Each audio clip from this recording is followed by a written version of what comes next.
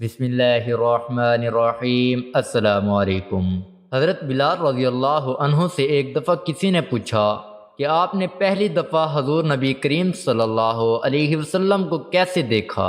بلال رضی اللہ عنہ فرماتے ہیں کہ میں مکے کے لوگوں کو بہت ہی کم جانتا تھا، کیونکہ غلام تھا اور عرب میں غلاموں سے انسانیت سوز سلوک عام تھا۔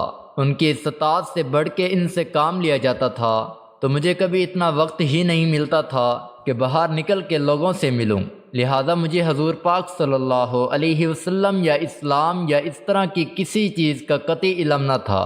ایک دفعہ مجھے سخت بخار نے پکڑ لیا، سخت جاڑے کا موسم تھا اور انتہائی ٹھنڈ اور بخار نے مجھے کمزور کر کے رکھ دیا، لہذا میں نے لحاف اوڑھا اور لیٹ گیا۔ ادھر میرا مالک جو یہ دیکھنے آیا کہ میں جو پیس رہا ہوں یا نہیں، وہ مجھے لحاف اوڑھ کے لیٹا دیکھ کے آگ بگولا ہو گیا۔ اس نے لحاف اتارا اور سزا کے طور پہ میری قمیض بھی اتروا دی اور مجھے کھلے صحن میں دروازے کے پاس بٹھا دیا، یہاں بیٹھ کے جو پیس۔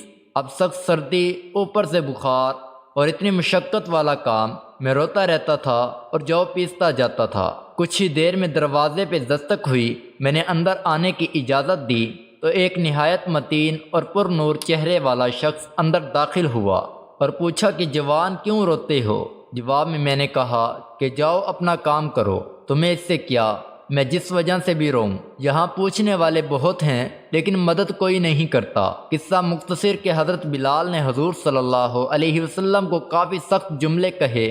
حضور صلی اللہ علیہ وسلم یہ جملے سن کے چل پڑے۔ جب چل پڑے تو حضرت بلال نے کہا کہ بس، میں نہ کہتا تھا کہ پوچھتے سب ہیں لیکن مدد کوئی نہیں کرتا۔ حضور صلی اللہ علیہ وسلم یہ سن کر بھی چلتے رہے۔ حضرت بلال کہتے ہیں کہ دل میں جو ہلکی سی امید جاگی تھی کہ یہ شخص کوئی مدد کرے گا، وہ بھی گئی، لیکن حضرت بلال کو کیا معلوم کہ جس شخص سے اب اس کا واسطہ پڑا ہے وہ رحمت للعالمین ہے، کہ کچھ ہی دیر میں وہ شخص واپس آ گیا۔ اس کے ایک ہاتھ میں گرم دودھ کا پیالہ اور دوسرے میں کھجوریں تھیں۔ اس نے وہ کھجوریں اور دودھ مجھے دیا اور کہا کھاؤ پیو اور جا کے سو جاؤ۔ میں نے کہا تو یہ جو کون پیسے گا؟ نہ پیسے تو مالک صبح بہت مارے گا۔ اس نے کہا تم سو جاؤ۔ حضرت بلال سو گئے اور حضور صلی اللہ علیہ وسلم نے ساری رات ایک اجنبی حبشی غلام کے لیے جو پیسی۔ صبح حضرت بلال کو پیسے ہوئے جو دیے اور چلے گئے۔ دوسری رات پھر ایسے ہی ہوا، دودھ اور دوا حضرت بلال کو دی اور ساری رات چکی پیسی۔ ایسے 3 دن مسلسل کرتے رہے جب تک کہ حضرت بلال ٹھیک نہ ہو گئے۔ یہ تھا وہ تعارف جس کے بطن سے اس لفانی عشق نے جنم لیا کہ آج بھی حضرت بلال کو صحابی رسول صلی اللہ علیہ وسلم، بعد میں عاشق رسول صلی اللہ علیہ وسلم پہلے کہا جاتا ہے۔ ایک مرتبہ حضرت ابو ذر رضی اللہ عنہ نے حضرت بلال رضی اللہ عنہ کو کہا، اے کالی کلوٹی ماں کے بیٹے، اب تو بھی میری غلطیاں نکالے گا؟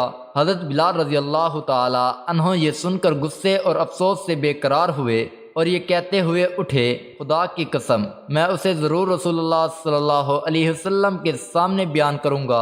چنانچہ جب حضرت بلال رضی اللہ عنہ نے حضرت صلی اللہ علیہ وسلم سے یہ بات بیان کی تو آپ کے چہرے مبارک کا رنگ بدل گیا۔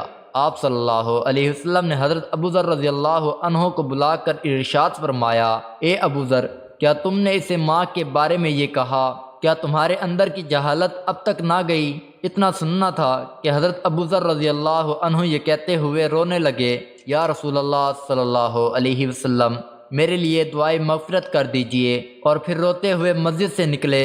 باہر آ کر اپنا رخسار مٹی پر رکھ دیا اور حضرت بلال رضی اللہ عنہ سے مخاطب ہو کر کہنے لگے، اے بلال، جب تک تم میرے رخسار کو اپنے پاؤں سے نہ رون دو گے میں اسے مٹی سے نہ اٹھاؤں گا۔ یقیناً تم معزز و محترم ہو اور میں ذلیل و خوار ہوں۔